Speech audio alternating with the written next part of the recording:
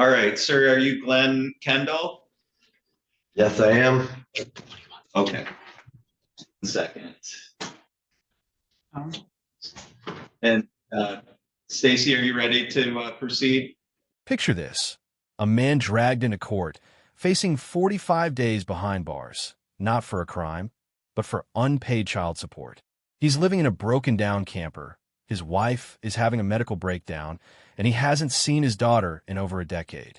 But here's the twist. He claims the system is rigged, that judges profit from these cases, and that he's being unlawfully detained for civil debt. Is he a victim of a broken system, or is he making excuses to avoid his responsibilities? Buckle up, because this courtroom showdown is about to get real, and the judge is not holding back. Let's dive in. I am, Your Honor. Thank you. Okay, so we'll go on the record.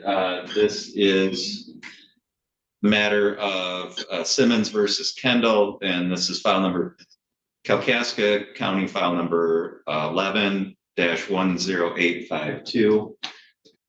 I'm conducting this hearing on behalf of Judge Boudet today. The record should reflect that Mr. Kendall is present in the courtroom in Kalkaska along with Ms. Leach from front of the court. Mr. Kendall, you're before the court today for an arraignment on a bench warrant for failure to pay child support. Do you understand why you're before the court today? No, I don't. I understand this is a civil infraction, and I don't know why I'm being held on a civil infraction that is a payable debt. Okay. It's unlawful. It's unlawful to arrest somebody on a civil infraction. That even the officers are saying this is a civil infraction that I should not be in here. Hold on. Right out of the gate, Glenn is challenging the entire legal basis of his arrest.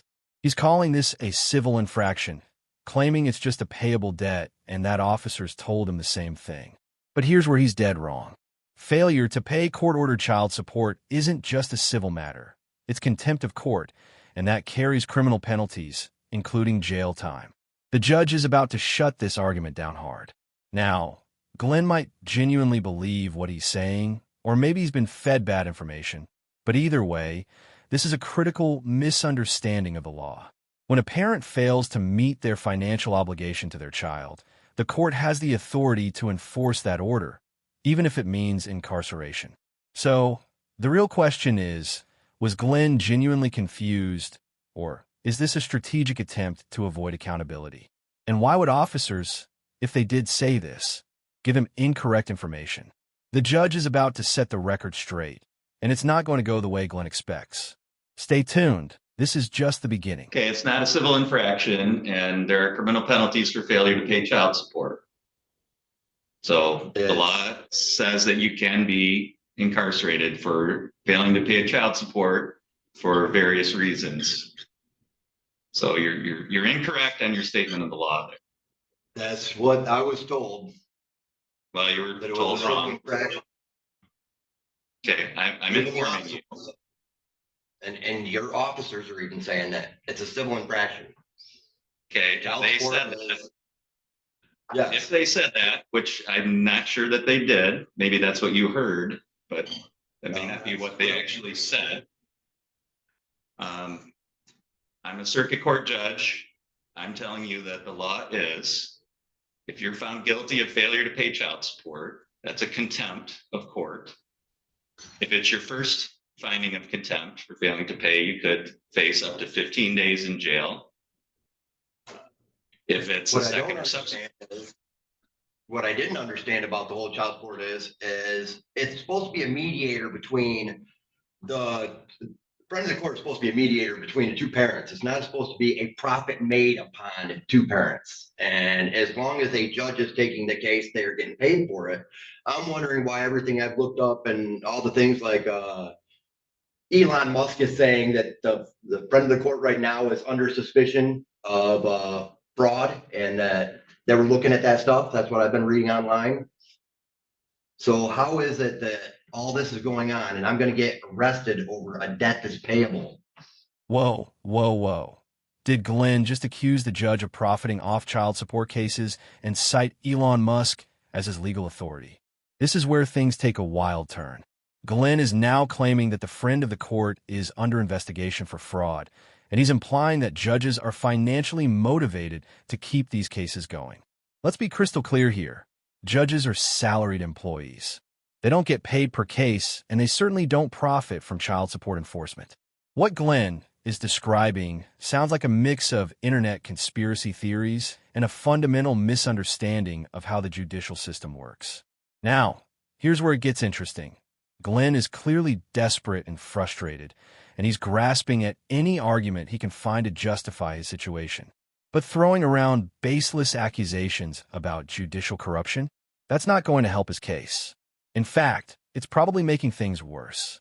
The judge is staying remarkably calm here, but you can sense the frustration. So, let me ask you this.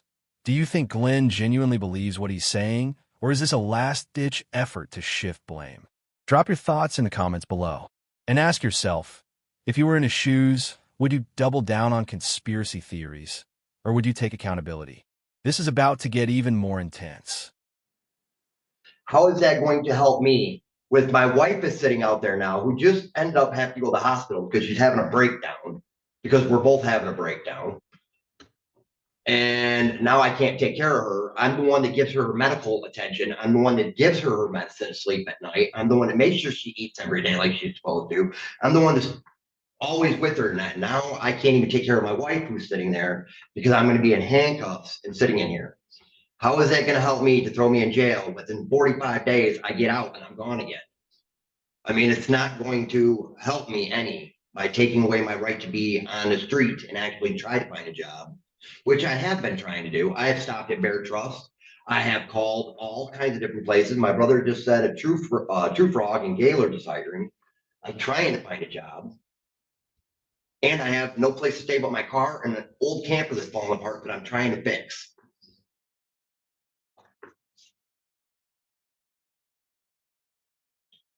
I don't know what to do. I'm trying to take care of my wife. I'm trying to take care of us, trying to eat, trying to anything. And she's saying I'm looking at 45 days right now. And I'm like, what is that going to do for my wife and that, who has no family to go to now because her rights were taken away from her children and stuff. So she doesn't have anybody that she can go to right now. And I'm the only one there to give her her meds and do all that. So basically it's like, give up on life then? What? I'm supposed to be the next one to wrap a sheet around my neck and say, screw it, because I can't take care of my family. I'm no good for anybody. I'm locked up in here. It's not going to help me. Okay. I don't even know how she's doing right now.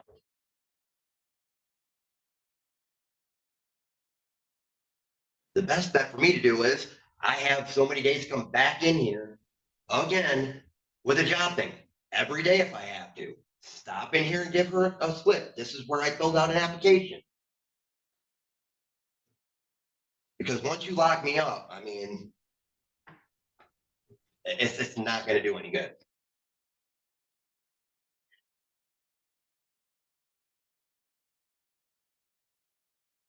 I'm just waiting until you're done because I do need to tell you what your rights are and so forth about how we're going to proceed. So can I do that now? I'm just.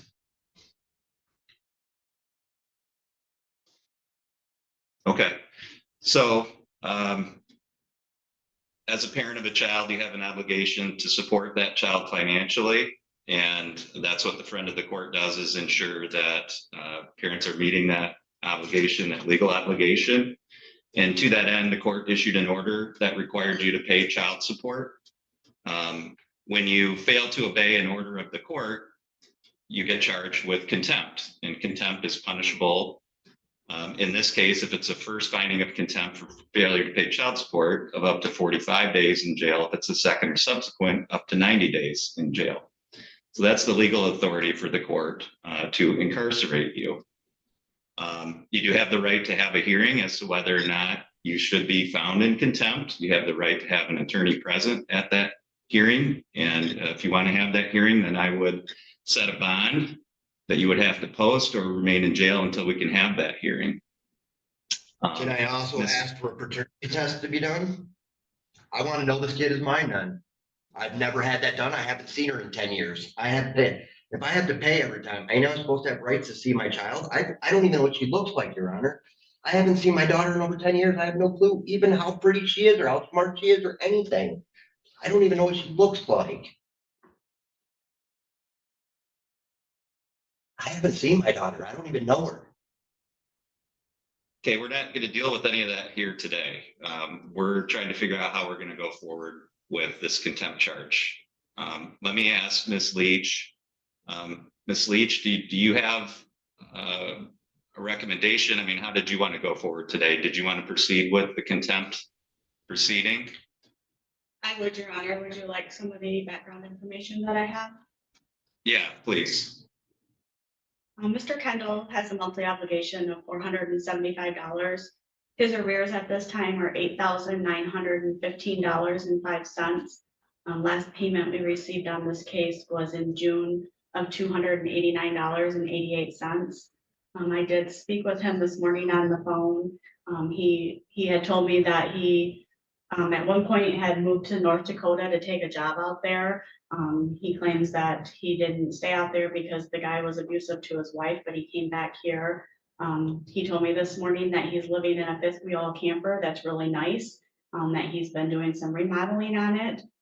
He told me that he was given a car by his wife's mother. He did mention that he's gone to a few places to apply for work, but he also mentioned to me that he's been back in Michigan for about a month now. And the few places that he's told me that he's gone and looked for jobs doesn't seem to me that he's really putting out the effort to be out there finding a job. I mean, most people would be pounding the pavement every single day. We don't have anything that states that he can't work in any capacity. We don't have any doctor's notes. We have nothing from him in that. We don't even have a good address for him at this point. I don't have We an address. would be asking for a finding of contempt. He has had multiple bench warrants on this case, but he has not had a previous finding of contempt. So he would be looking at the 45 days. And then I would just ask to leave the purge amount at the $2,400. That includes the $100 bench warrants cost. Okay, let's break down the numbers because this is where the case gets real. Glenn owes $8,915 in child support arrears. His monthly obligation is $475, but the last payment made was back in June, and it was only $289.88. Not even enough to cover one full month. That means Glenn has been racking up debt for months, possibly years, without making consistent payments. Now, Miss Leach from the friend of the court just dropped some critical details. Glenn admitted he moved to North Dakota for a job, but claims he left because the employer was abusive to his wife.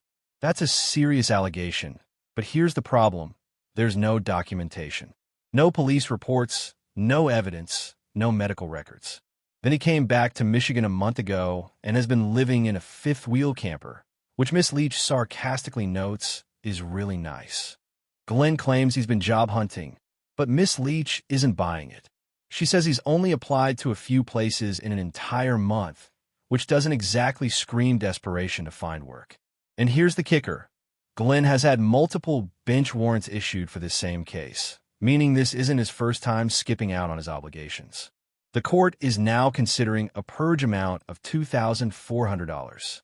That means if Glenn can come up with that money, he walks free. If not, he's looking at 45 days behind bars. So, is Glenn genuinely struggling, or is he just not making his child support priority? You tell me. Drop your opinion in the comments.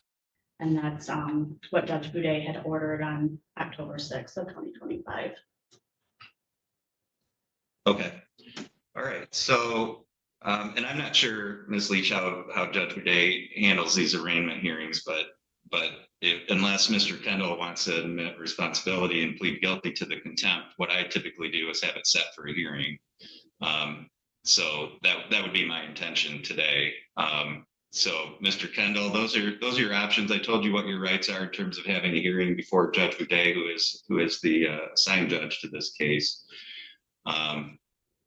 So you do have the right to have a hearing. You have the right to be represented by counsel because there's a potential criminal penalty here.